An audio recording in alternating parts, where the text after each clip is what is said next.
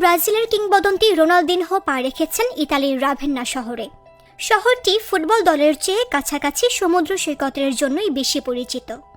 And the world's going to know your name, the স্ক্রিপের hall of ফেম গানের এই লাইনটি যেন কিছুটা অপ্রাসঙ্গিকই মনে হচ্ছিল, কারণ বৃহস্পতিবার হাজারো দর্শকের সামনে মঞ্চে উঠেছিলেন ফুটবল বিশ্বের অন্যতম পরিচিত মুখ রোনালদিনহো।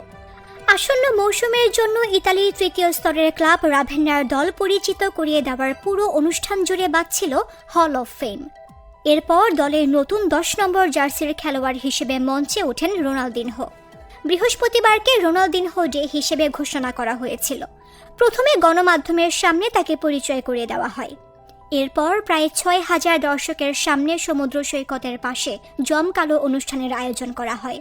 বৃষ্টি মাঝে মধ্যে হানা দিলেও পতাকা হাতে এবং ফ্লেয়ার জ্বালিয়ে প্রিয় তারকাকে স্বাগত জানান সমর্থকেরা।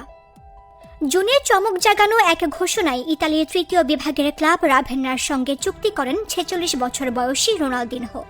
পেশাদার ফুটবল থেকে অবসর নেওয়ার 1 দশকেরও বেশি সময় পর আবারও ইতালির ফুটবলে ফিরেছেন তিনি। বৃহস্পতিবার নিজের অনুভূতি জানাতে গিয়ে রোনালদিনহো বলেন, বন্ধুদের সঙ্গে এখানে থাকতে পেরে আমি খুব খুশি। তবে অপেক্ষা করে দেখতে হবে দলের সঙ্গে সবকিছু ভালোভাবে এগোয় কিনা। রাভেন্নার সমর্থকেরা তাকে কবে মাঠে দেখতে পাবেন এমন প্রশ্নের জবাবে হাসতে হাসতে তিনি বলেন, আমি ভালো আছি।